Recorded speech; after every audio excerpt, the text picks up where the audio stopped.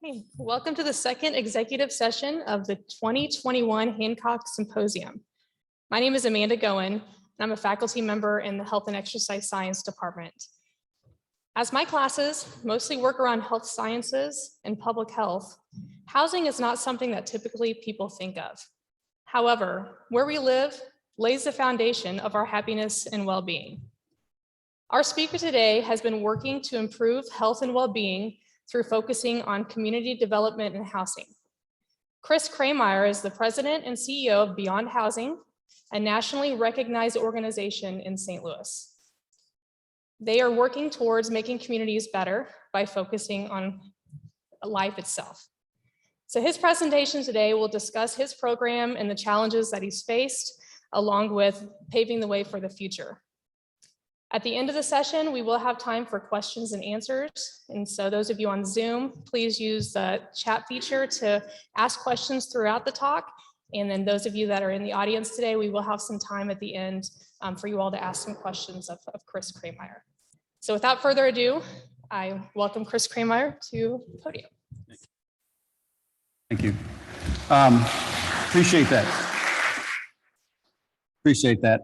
Thanks to Amanda for being such a wonderful host, to Carolyn Perry too, who's been wonderful getting me here, to Tyler and Nick on the audio visual stuff. Thank you guys for making this work. I'm humbled to be here in such a remarkable space. I've learned all the history about this building, and I'm humbled to be here. So look, my story is going to be one of the work of my organization, but it's really about the story of what's possible. It's okay.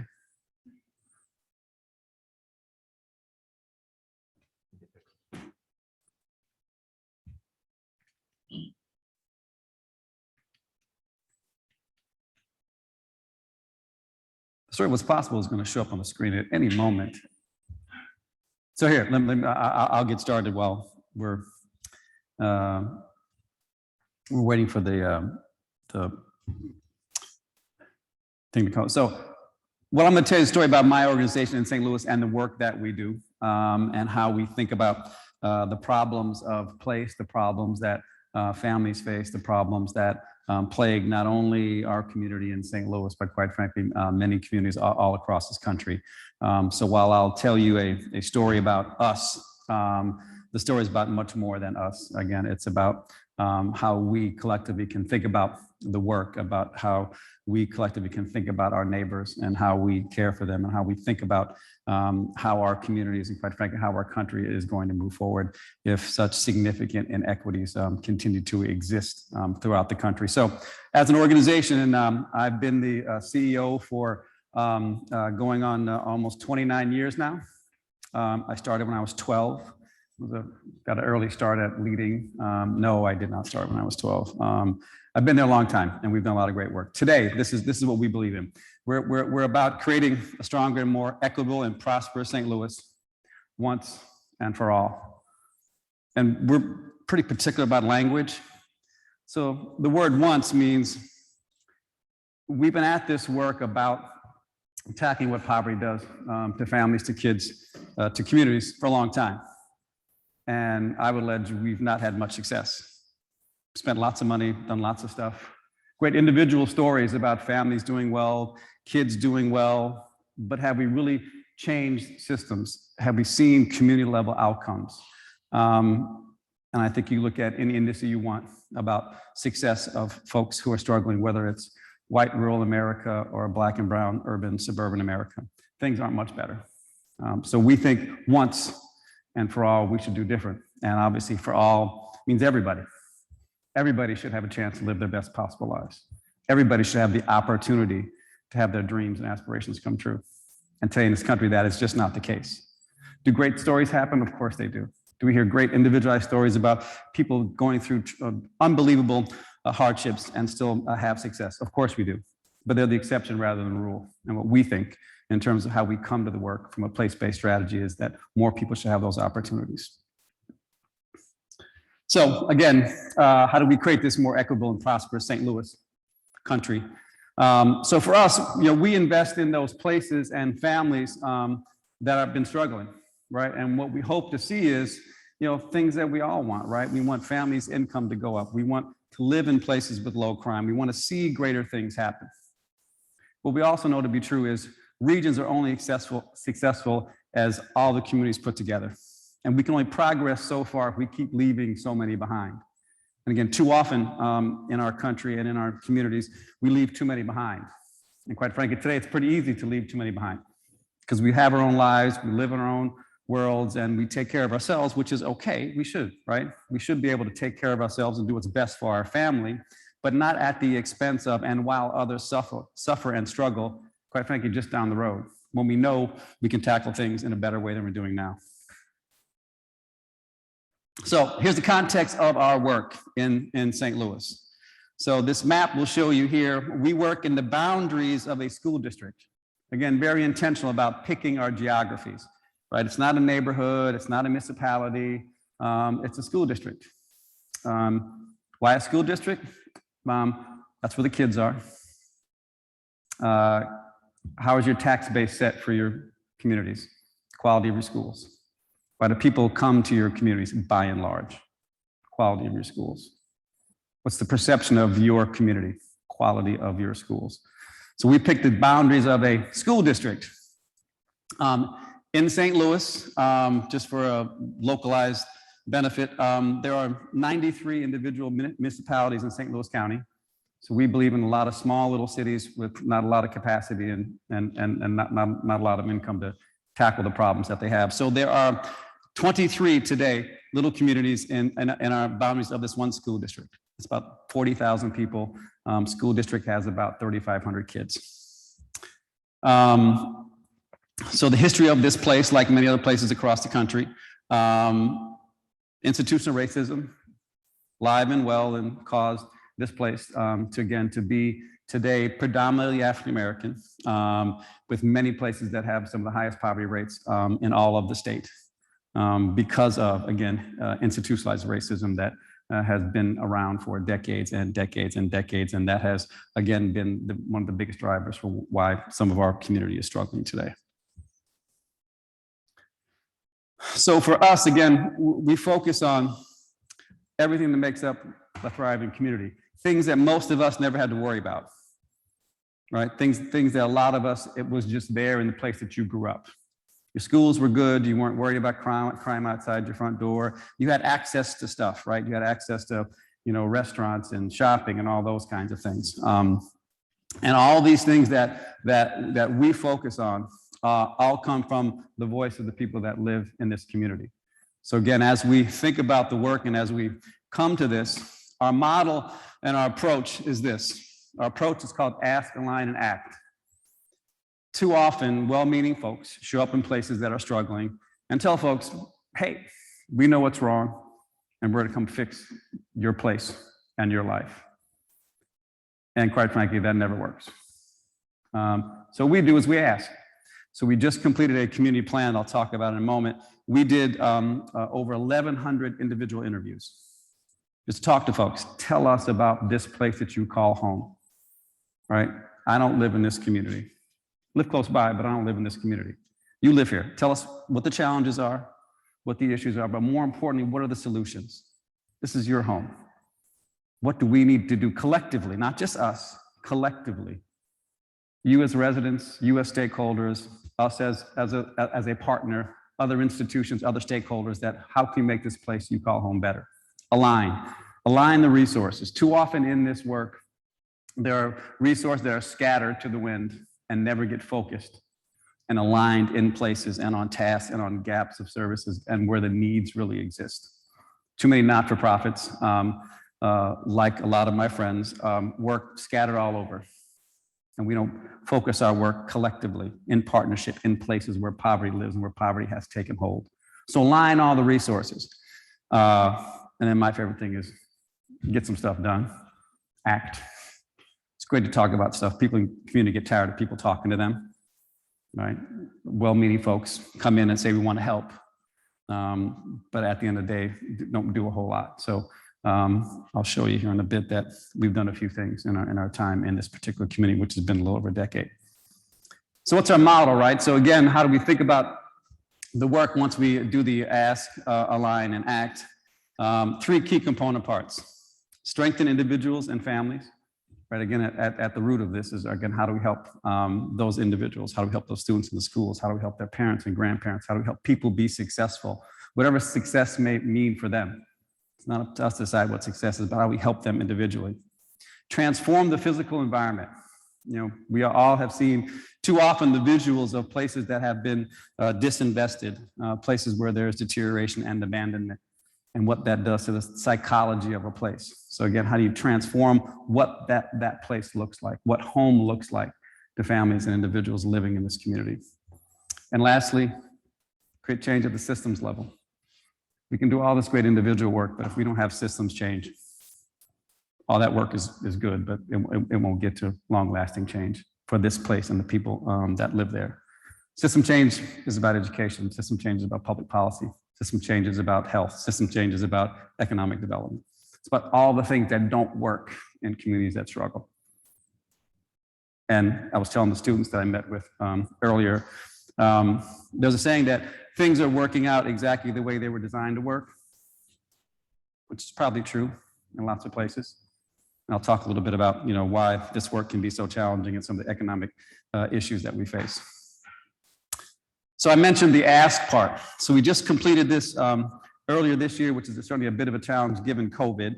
And we did a lot of those interviews in a lot of innovative ways to make sure we're getting the voice of the community. This is what our community said was most important to them. They want to have neighborly communities, invested families, and successful businesses. Neighborly communities. Folks said, I don't really know my neighbors, like a lot of communities in today's world. But if you're not connected to your neighbors, you don't have commonality in what you believe is important. You have commonality in what your dreams and aspirations are. If you have commonality for how you'd like to see your block, your neighborhood, your community, your schools be successful, how can you be successful? Invested families. Their language, the first plan we did 10 years ago was strong communities, engaged families, and successful children. Again, so we went from strong communities to neighborly communities, again, being connected. We went from engaged families to invested families. It's fine to be engaged, but if you aren't invested, if you don't roll your sleeves up, if you don't have skin in the game, if you don't believe in the power of what's possible in your community, can it ever really be successful long-term? Their words, not ours. Again, communities are always smarter than us well-intentioned outside folks. Successful businesses. Now, before it said successful children, and you know, first you give pause, like, well, aren't kids important? Well, of course they are, and they're on the sidebar there in terms of the other 5 key elements underneath these 3. But here's what folks said about successful business, and one of the most important quotes that stuck with me during the community engagement process. A woman said, "So often I don't feel like I'm from here, because I have to leave here to get the things I need in my life. Because in so many communities, you don't have a grocery store, or you don't have shopping, or you don't have restaurants that aren't a fast food place." So the idea of successful business is create an environment where people want to be, and they have opportunities for the things that are important to them. If you can draw people there, then from there, then we can create community unity. Then we can create economic opportunity. Then we can facilitate neighborhood safety. Then we can enable community vibrancy. And then we can finally have our children be as successful as they deserve to be, as they haven't been for a long, long time. So let's talk a little bit about some of the challenges and some of the stuff that we've done. Housing insecurity. I mentioned longitudinal institutional racism. You know, it's real. It's a problem. It's been a problem. Continues to be a problem. The vestiges of it, quite frankly, will carry on for a couple more generations, if we want to be honest about it. I mentioned to the students earlier today that, and there's a bunch of different metrics here, but I'll use wealth accumulation, right? Assets, right? From a family perspective, whether that's the house you own, whether it's the cash you have, or you got investments in the stock market or anything else, that's an asset. For white families in the country today, average assets around $115,000. African-American families, average assets around 5,000. So you can do some quick exponential math on, wow. I promise you, it's not because white folks are better at investing their money, because they have more opportunities. They've had the transferal of wealth. They've had opportunities to own homes a lot longer. They have opportunities to, again, to go to better schools and to get better jobs and to have opportunities. We can change that if we have the courage to do so. So in our community, almost 52% of the households have lived there for less than 10 years.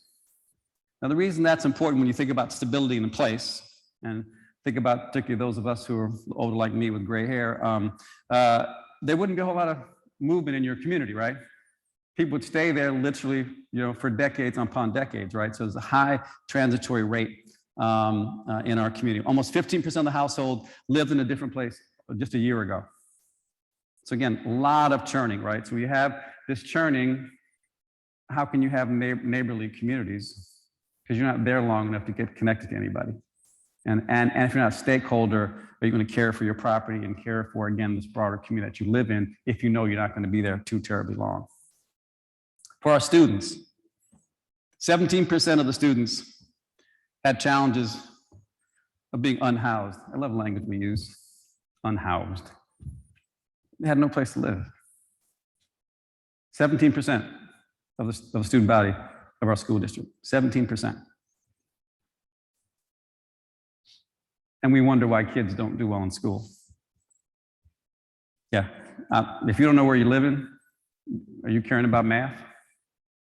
If you don't know where your next meal's coming from, you cared about that writing assignment for social studies? We just need to be a little more honest about the challenges that families and kids face. Don't lower expectations for them, but just acknowledge and be honest about their current context in their lives and how can we improve that to give them the realistic opportunity. For the last 6 or 7 years in our school district, the annual mobility rate, again, fancy words for the change of kids from the first day of school to the last day of school, was over 40%. Just think about that for a second in terms of, where you went to school and what your life was like. So if because of poverty and everything that it brings, and people being successful too, right? So it's not just, again, negative things in our community. There are some positive things that absolutely happen. But if you can imagine, at the beginning of a school year, a teacher sees this class of, I'll use simple math, 10 students. And she's trying to work with this great class. And then by the end of the school year, have a 40% turnover, right?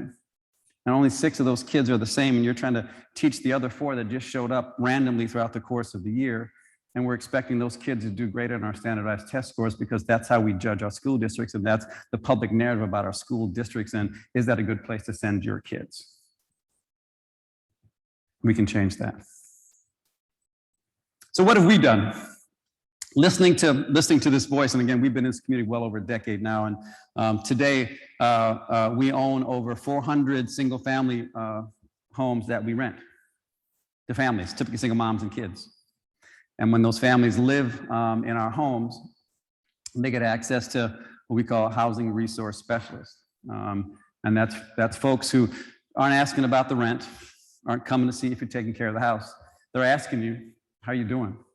What are your dreams and what are your aspirations? How can we help you get there? Do you want to send your kids to college? Let's begin working on that. Do you want to become a homeowner? Let's start working on that together. You do your part, we'll do our part. We'll find our not-for-profit friends and we'll draw them around the table to help you and your family be successful. Certainly, and we'll talk about COVID a little bit later, when crises occur, which they always do, we want to stand in that place with our families. We want to be able to build those deep and trusting relationships that are so critically important if you're going to help families move forward. To have them know you're not on this long list of phone numbers that if they call, maybe they'll get some help or maybe they won't. That as an organization, we're somebody they can count on because they are going to hit bumps in the road. Just a matter of how big. Do they fall? Do they trip? What happens? And will we stand there with them? Will we listen to them when they tell us, here are the challenges that we face? We clearly, the last couple of years, even through COVID, have added staff capacity to really ramp up people moving on to homeownership. So this year we'll have about 20 families move on to homeownership. So if you can imagine a life of again, struggling and living in poverty and then being with us for 3, 4, 5 years and then getting yourself positioned to become a homeowner. Maybe no one in your family has ever owned a home. Imagine that. You become the first homeowner in your family. What that means is you're building your wealth, back to that earlier data point, that you start accumulating wealth. And your kids have pride in, mom owns this house, we own this house. Maybe one day this house could be mine. Owner-occupied home repair. So again, our community, majority of the housing stock built 1940s, 50s, and 60s, majority. Older housing stock. A lot of seniors have lived in this community many, many years, raised their kids. Their kids are now long gone. Seniors struggle to take care of that property in terms of their financial capacity. And as you age, the last thing you want to do is take out a loan. We've helped over 1,200 homeowners, existing homeowners, investing in their biggest asset, making sure that that home stays in good condition, that that roof doesn't leak, that that HVAC system is up to date and they're maximizing, again, their efficiency, their utility bills go down. New windows, new plumbing, new electrical stuff. 1,200 homes. We're also working on municipal code enforcement. And simply what that means is there are 23 little communities who historically have had 23 different sets of codes. We have a whole bunch of different inspectors all over the place, not connected, not being uniform. So we're creating a new municipal district overlay, which again allows for commonality in codes and the same staff who does all the building inspections all throughout our community. Radical in St. Louis, I promise you. People think we're nuts trying to get people to work together like this. But what we know with a lot of the stuff, whatever we've been doing hasn't worked. So why keep doing the same stuff if you know it doesn't work? Homeownership and wealth building. This is a program that we do regionally, not just in our community. So these data points aren't for just our footprint. And look, here's the reality is, there's not a lot of people coming to live at our community right now from a homeownership perspective. Schools aren't good enough, isn't enough there that will draw people. We're working on it, but we're not there. But this is what else we do as an organization. So for the last 10 years, we've been helping people with down payment assistance. Again, we've provided information to almost 7,000 families. We've helped over 1,700 folks become homeowners in the St. Louis region. All low to moderate income folks, some buying in our community, a lot of them not. We've also done something called individual development accounts, which is a match savings account. Folks save $1, we match it with 1, 2, or 3, depending on the program, to again accumulate wealth, their assets, home ownership, start a small business, college education, all those things that they would struggle to do on their own, right? It's the idea of giving folks a realistic chance to live their best possible lives. Again, wealth building, asset accumulation, right? The idea of we provide almost $3 million for folks to become homeowners, to start a small business, to send their kids to school. That's work that's transformative. That's the kind of things we should be thinking about. Not a lot of this other work that is transactional nature, that is good to do in the moment, but if it doesn't ladder up to something successful, I allege why we keep doing the same kind of stuff if it doesn't get us longitudinal change. Economic development. Again, folks said, we don't have stuff. So I'll start with, I'll do the oldest one first. Save-A-Lot, a regional grocery store. We were in a food desert, and quite frankly, I'll be honest, 10 or so years ago, I didn't know what a food desert was. My really smart staff told me, I'm like, well, we're in one. So the community said, boy, we'd love a grocery store. This particular part of our footprint had not had a grocery store since the 1960s. So what it means to not have a grocery store, just to be clear, you don't have access to healthy food. You don't have access to fresh produce. You don't have access to things that will allow you from a health perspective, again, to live your best possible life. There's a 16,000 square foot Save-A-Lot. We own it. Save-A-Lot runs it. It does about $5 million worth of sales every year. About half of that is SNAP benefits or food stamps, which says, again, we have a community that is struggling financially. And but for this store being here, they'd have to go maybe to the corner bodega to get Lord only knows what outside of liquor that they sell there.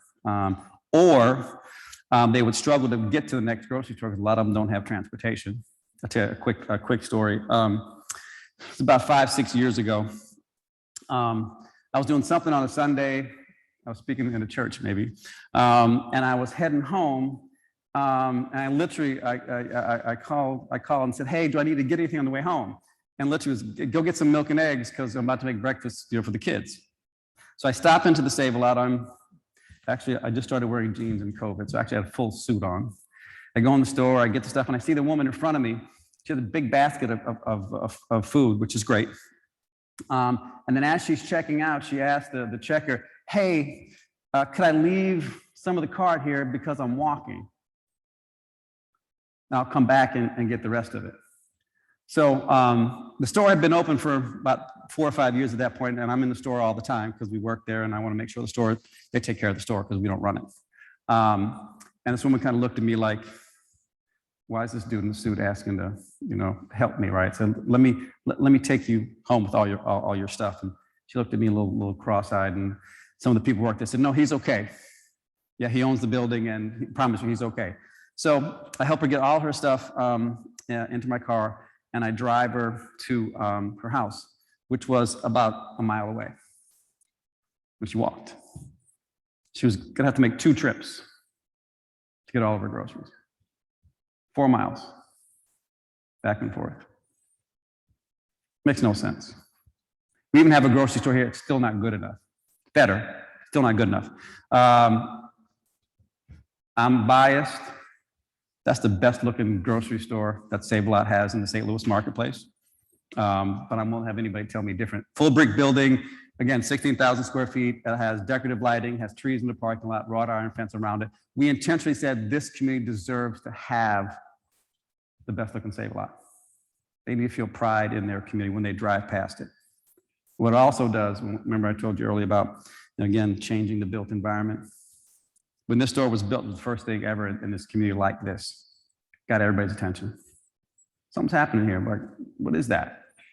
Who the heck built that, and what's that doing here? So then across the parking lot from that Save-A-Lot, we built our first senior building at that far right, top right-hand corner, and that is a full-service bank that's on the bottom floor of that senior building. Again, both things, community said, boy, we need more housing for our seniors, and we don't have any banking institutions. We got a ton of check cashing, payday lender folks here taking advantage of people. Real quick on that, just so a quick side note. I hate the payday lenders, hate the check cashing guys. At the end of the day, today, they still serve a purpose in a terrible and awful usury way. But if you're jammed up in community, you're about to get evicted, utilities about to get shut off, what do? You go to the bank? No, bank's not lending you $500, $1,000. I hate those places, but right now they serve a purpose until we fix that. So Midwest Bank Center opened up a full service branch. They're a $45 million branch now, which is beyond their wildest dreams of what they thought they'd ever do from a banking perspective. Great folks at Midwest Bank Center. They came to us not because they thought it was a good business model originally. They got into some regulatory challenges. So anytime a bank has problems in St. Louis, I get a call at some point. In this case, we convinced them this would be a good place to put a bank branch, and it's done wildly successful. And the bank is thrilled with it, and they're great partners, and they do a lot of great work with us today. What do I say next? Down bottom left-hand corner, one of the things our community said is there are no doctors in our community. There's literally no place if you're sick to go, other than maybe go all the way down to the hospitals and go to the ER, which is a terrible way to deal with your health problems. So our friends at Affinia, which is defined as a federally qualified health clinic, FQHC, was looking for some expansion opportunities. We said, hey, we're building this building, we want to be here. So they have about 5,000 square foot in that space. They serve 3,000 to 4,000 folks a year, urgent care, primary care. You get sick, you have a medical home. I refuse to call it a clinic. I think it's pejorative. I've never gone to a clinic. I go to a doctor. Why do folks in community have to go to a clinic? You walk in, it looks like a doctor's office, feels like a doctor's office. Our community deserves that. Every community deserves that.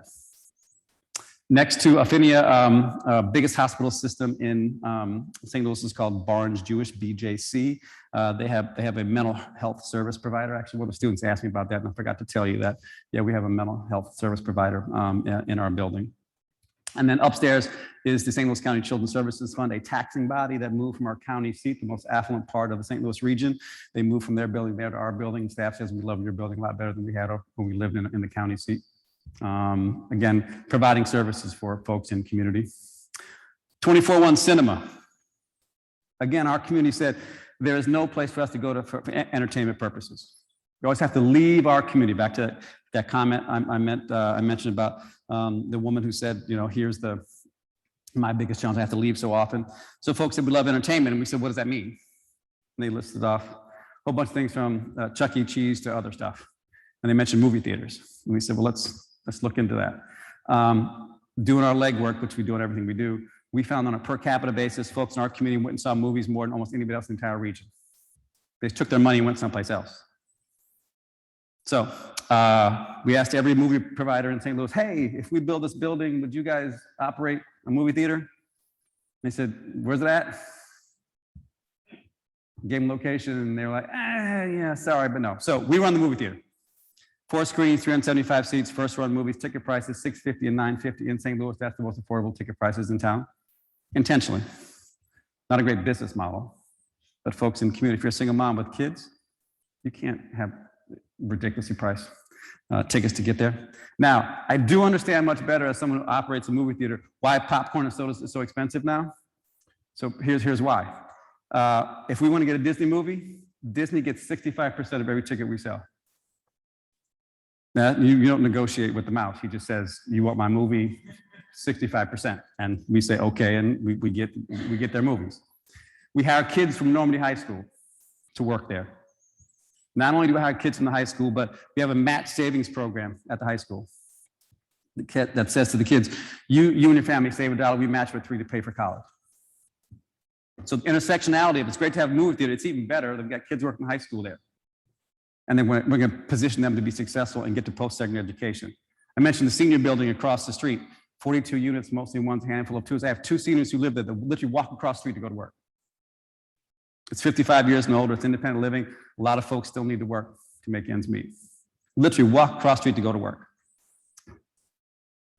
The Crawling Crab, that's a little strip mall that was there, that we bought, renovated. So we have a seafood restaurant run by a young African-American entrepreneur. We have Congresswoman Cori Bush, newly elected Congresswoman, has her St. Louis headquarters in our building. Yay.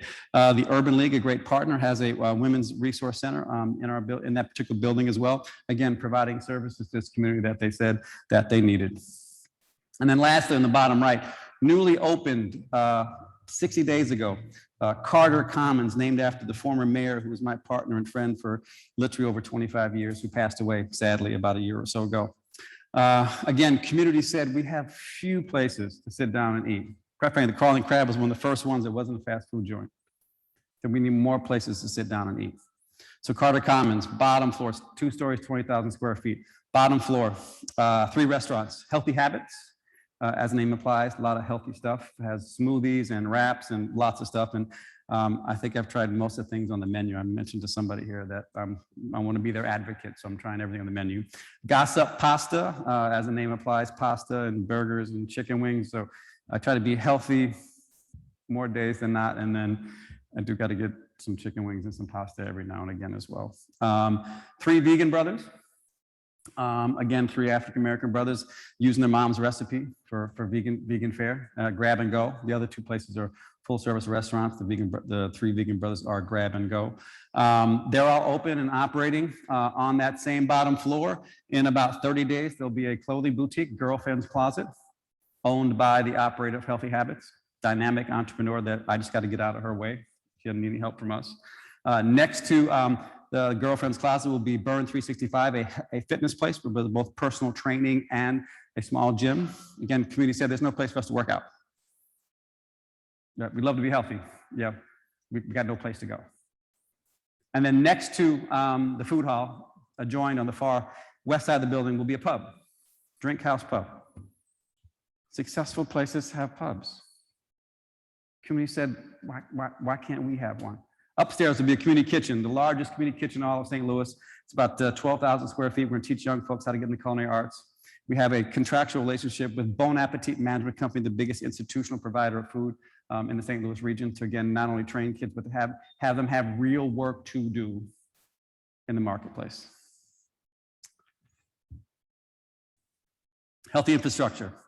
We have 2 community health workers on staff. Actually, we just found out yesterday that we were part of a collaborative with St. Louis County Health Department, got a $1 million grant from the Center for Disease Control to, again, create a community health worker ecosystem. Again, as you may have heard with COVID-19, low-income communities, communities of colors, because of all the comorbidities of particularly diabetes and asthma and heart disease, COVID ravaged our community like many others, a lot worse than others. So again, our program, I won't read all this to you. One of the biggest things that we've done is we've reduced the recidivism rate back to ERs, to the hospitals. Again, build trusting relationships. My folks aren't clinicians, right? They're not going to people's houses and say, eat your broccoli and exercise. They're asking, how you doing? How can we help? You're worried about your mortgage, your rent, your utilities. What are the things we can clear off of your plate so you can think about being healthy, think about living your best possible lives? Schools, big problem. Today we have 12 staff people embedded in the Normandy schools. Again, there's about 3,500 kids in the school system. In the last school year, we engaged 73% of those families. Starting to get to scale, starting to get some potential great outcomes. We helped 85% of the student base either maintain or improve their attendance. One of the big barometers of success in school is, are the kids there? Kids aren't there, they can't learn. So again, really working hard at getting kids to be there. I mentioned our college, 2 different college savings programs. I mentioned the one where, again, it's the 3-to-1 match for college. We've had about 400 kids participate in that program. Again, some who work at the cinema, but a lot of other kids. We've had over 100 college graduates to date. We have invested in those 400 kids over $1 million for their success. Change a life, help a kid. Help a student become a college graduate, like a lot of you one day, and you'll do great stuff and hopefully come back to community and lend a hand. We also have 5 to 9 college savings accounts, over 1,700 college savings accounts with almost $1 million saved for kids. Let them know you can go to college. It's just a matter of where you're going to go. That this community is investing in you early on, and you're going to do great things in life. I'm gonna speed up here because I know I'm watching the clock here because my friend Amanda hasn't waved her hand at me just quite yet, but she's getting ready to if I don't hurry up. I mentioned there are 23 little municipalities. Makes no sense. Not their idea though, they just inherited it. So for us, how do we help them? How do we help them get better? So again, we've done a whole host of things that have allowed for greater collaboration. We have 13 cities participate in collaborative efforts where we have 2 police departments and 2 courts serving these 13 different communities. We facilitated the first merger ever in St. Louis County between Bonita Park and Bonita Terrace. We have another merger that's kind of underway as we speak, helping folks think about what does their future look like. You can retain your identity, but you just can't keep operating on the basis that you are not, because 1, your tax base is too weak because your schools aren't good enough yet and property values have not gone up like other parts of the region. You're gonna have to do things different. So we're there each and every day. We do a lot of policy and advocacy work on a whole host of things at our state capitol, which is an interesting place to work and try to advocate for low-income folks. Some of our challenges, and I'll get to where we're going, and I'll take questions. Needless to say, economic headwinds touch everything we do. So I'll give you a couple quick examples. If we were to build a new house in the shadows of our offices, which is an old school building that we renovated, it would, let's say I build 3 bedroom, 1.5 bath, 1,400 square foot house, modest little bungalow, cost about $220,000 to build. What I could sell it for in that particular community, maybe $100,000. So I need $110,000 plus in subsidy for one house. That's just one house. So you'll be shocked to know we don't build a whole lot of new houses on a market basis because we can't, because it makes no economic sense. So you need subsidy and philanthropy to fill those gaps. And there's not enough subsidy and philanthropy to date to do anything of scale right now. Economic development. The grocery store, the movie theater, all those buildings by and large wouldn't work if I had to take traditional debt to build them. People shop, people buy tickets to the movie theater, not at the scale or the price points that would allow a traditional financial structure that says you borrow a fair amount, put a little equity in, and you can make the thing work. So again, we've been successful because we've been able to, again, have philanthropy help us, have the public sector help us. Then we can operate. I keep telling people, you know, the idea of food deserts is just fascinating. People were shocked that like the grocery store worked. I'm like, well, people got to eat, don't they? They just never had a damn grocery store. There wasn't one before because you couldn't do it in a traditional financing structure. So economic headwinds simply means that, again, not that businesses can't work in our community, you just can't create them in a traditional sense that you can do in other places where market conditions allow you to be more successful. Public perceptions about place. Hard to change a narrative. Oh, you live there? Oh, you're doing work there? Is it safe to go to work there, Chris? Yes, it's safe to go to work there. How do you change that narrative? Changing narrative is hard because it gets ingrained. And again, as not-for-profits, we don't have buckets of money to do marketing, even though we got more money than most to do marketing. We try to do a good job. And keeping stakeholders in place. What that means is when so many families we serve do better from an economic standpoint, one of the first things they do is they leave because it makes sense. I don't begrudge folks for leaving because they want something better for their kids and their family. I get it. Our job is to make it good enough so where people stay. Some COVID stuff. So we created a new website, r241.com, that lists a whole bevy of community resources, rent assistance, utility assistance, whole ton of stuff that again meets communities' perspectives on. We need to know about more information, including the free kids fishing derby, by the way. So we do a lot of fun stuff, as well as, you know, again, direct human service stuff. So where are we going once and for all? Getting to scale.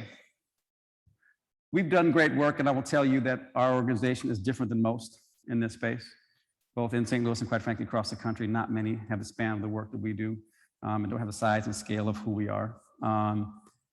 Even at where we're at, we're still going to fail. Fail to the extent of we're not going to change this community writ large. We'll still have great success at the individual level, and that's great. But we're not going to change this community unless we get to scale. And scale means I need to build more houses. I need to rehab more houses. I need to have bigger programs. I need to have greater reach in the entire community. That's the only way this is going to get better. Change the narrative. Got to keep telling people it's not like it was before. It's better. Come check out the grocery store and the movie theater. Look at all the new housing stuff that we built. Check out all the rehab housing. Check out the after-school program. Look at the new baseball fields that we built, right? Again, so much has changed. Change the public narrative. And aligning all stakeholders. That's philanthropy, that's public sector, and that's not-for-profits. Again, we talk with the students who ask great questions about, you know, not-for-profits. The way we're designed is we all have to fight for the crumbs that are out in the world today to do our work. And we're not incentivized to work together. We're incentivized to make your payroll, do your program, tell everybody you're great. And quite frankly, it hasn't gotten us anywhere relative to broad-based outcomes. Tyler, Nick, did anybody ask you about playing these things? Is that possible? These are two videos. Don't you love what the speaker said? Hey, I got this video I want to play and I haven't told you yet. And we'll do one video, Amanda, and then we'll stop.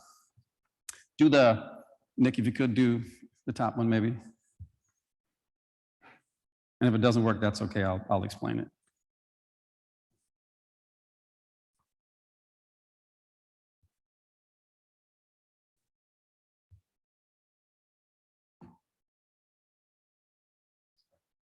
Okay, so here's what we're doing. If we're going to get to scale, it can't be about a little teeny tiny place. So Dear Lou is a campaign that says to the St. Louis region, what do you want your region to be? What are your dreams are asking? Aren't you tired of the news that leads with somebody got shot somewhere, something awful happened someplace else that you don't know about? God forbid anything bad happens near you, right? Wouldn't it be great if St. Louis was known for investing in places that were struggling? And we had these great systemic change stories, not these one-off stories about one individual doing something great. Wouldn't that be a much better narrative for us? And let's come together as a region and say, once and for all, we can be who we want to be as a region. Because if we don't, we're going to keep heading on this downward path that we've been at. We're no longer a top second-tier city. We're heading toward the bottom of being a second-tier city, heading to be a third-tier city, because we don't tackle the big stuff, because we don't have the collective courage to do so. So we're going to roll out a not-for-profit initial public offering, and I'm going to stop here and I'll answer questions. So simply what that means is you've heard the phrase IPO, and typically it's the private sector, and typically where a company does an IPO is a private sector company that's got a good product. It's got good regular revenue, but not enough revenue to grow. It's got a good balance sheet, a good P&L statement. It's got a good strong management team, but it can't grow. It needs more capital to grow. So you go to the marketplace and say, invest in us. Invest in our product, invest in us as a team, and we can grow. So from my perspective, Beyond Housing's perspective, I hate to oversimplify this. If we had some more money, we can do some more stuff. But most importantly, create a model that's replicatable. Create a model that says if we invest in places in comprehensive ways, in connected ways, and bring people together, we can see real change. Not only real change for the families that we serve, real change for that community, real change for the St. Louis region, and quite frankly, real change for the country. I'll stop there. I'm glad to answer any questions. Yes, sir.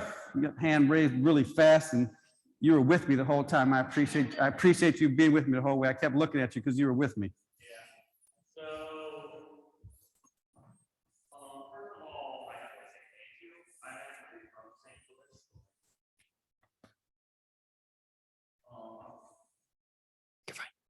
Hey, there it works. Now I'm nervous.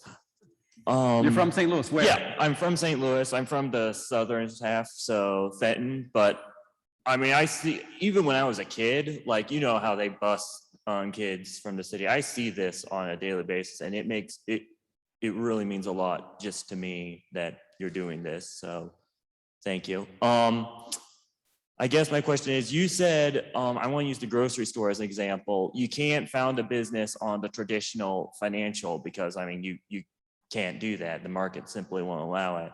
I guess I kind of want to ask you, how did you do it, out of curiosity? So the finance for the grocery store was a combination of new market tax credits, which is a federal vehicle where, and the way tax credit works is tax credits get issued and they get purchased by folks who have tax liability. So your credit offsets your tax liability. So typically corporations don't want to pay taxes. Got no problem with that, but if you're going to avoid taxes, at least have something good happen with it. So again, these tax credits were a piece of what we call the equity stack.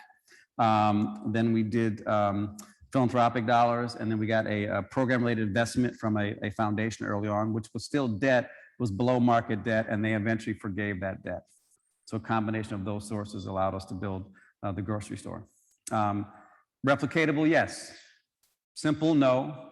But I would allege, from a philanthropy standpoint, use St. Louis as an example, very philanthropic community, one of the most philanthropic in the country, but where do the dollars go? They'll go to, love the art museum, I told the students. Art museum's got plenty of money. Goes to the zoo, God bless our free zoo. Zoo's got plenty of money. Goes to our higher educational institutions. I use my alma mater, Washington University. They got more money than they know what to do with, right? So regions, to be strong, need institutions. I'm not saying we don't need strong institutions. I'm just saying, at what point do they have enough money? And if you have strong institutions, but the neighborhoods around them have gone to hell in the handbasket, who cares if they're good institutions, right? So can we get philanthropy to think differently about where money goes? And how do we invest in our collective future and not simply be myopic about, well, we got to have a zoo and art museum. Yes, but I'm a big fan of and both and not either or. So let's have great institutions, let's have strong neighborhoods and supporting kids and families so they can live their best possible lives. Yes, sir.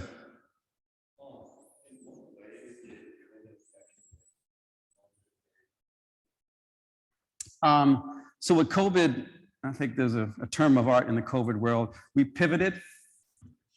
So the pivot simply meant was we never gave away food before.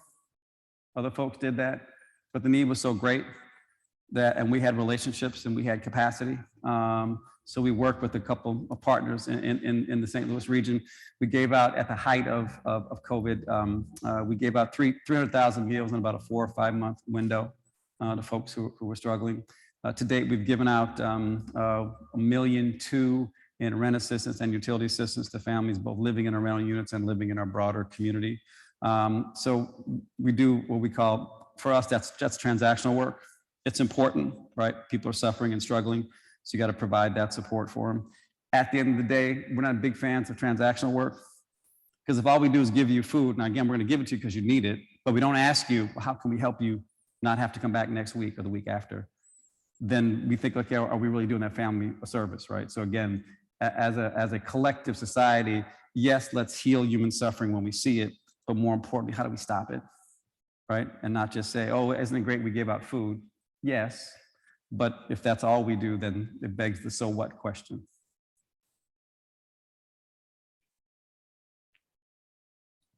I got a question on the left over here. On your right, Chris. Okay.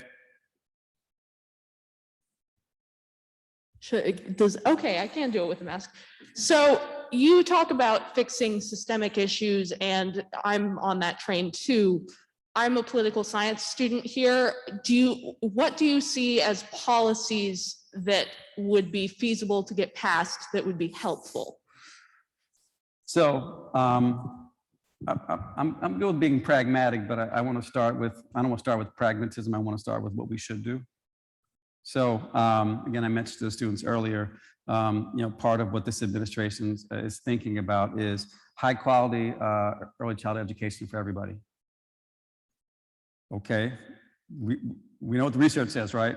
You invest in kids when they're young, it's literally the best thing we can do for them in their entire lives. So why the hell don't we do it, right? Early childhood education. What about 2 years of free community college for everybody? I don't know how much you guys pay to come here or how much student loans you had to take to come here. It wouldn't be great if you had 2 years that was free. Get you on your way, get you started. Level the playing field in a way that we can, again, be successful.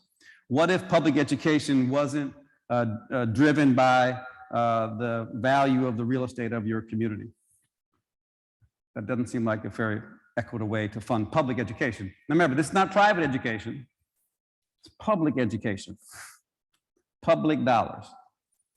So again, I'm not suggesting that if you've done well, your child shouldn't get a high quality education. I'm just suggesting that if you come from a family that has been struggling, why do you have to go to a school that doesn't perform well? Because that school doesn't have the resources the other schools have. So let's start with those three and we'll see where else we can go. Oh, just one more thing. How in this country of plenty and wealth are so many people homeless? It just boggles my mind. And take out some folks who are mentally ill and don't want, I get some of that, right? That's just, I mean, that's a red herring. Let's not talk about that. Folks struggle to find a place to live. And quite frankly, that's just not okay. How are we collectively comfortable with that? Literally in this land of plenty, when we have so much, and we have so much waste and so much extra stuff. How do we let folks not have a place to live? How do we let kids grow up without having a roof over their head, not knowing where they're gonna live the next day? We can do better, we should do better.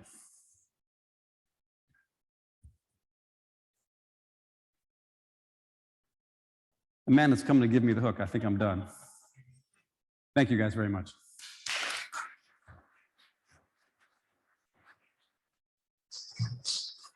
Okay, so as that concludes our session today, I just want to thank Chris Krehmeyer and Beyond Housing again. I think that was very inspiring for all of us, but he shared some tips that I feel like we can all move forward with thinking about where we are right now and how we can build back to the community. But I would encourage you all to check out their website, get in contact with Chris Krehmeyer to understand more about what he's doing. And more importantly, take a little bit of his passion with you, as he's done so much but still wants to do more. Okay, so but let's give him a round of applause again. Thank you so much, Chris. And the next sessions start at 2:15, some really great breakout sessions. So I hope you encourage you all to enjoy the rest of the symposium. Thank you.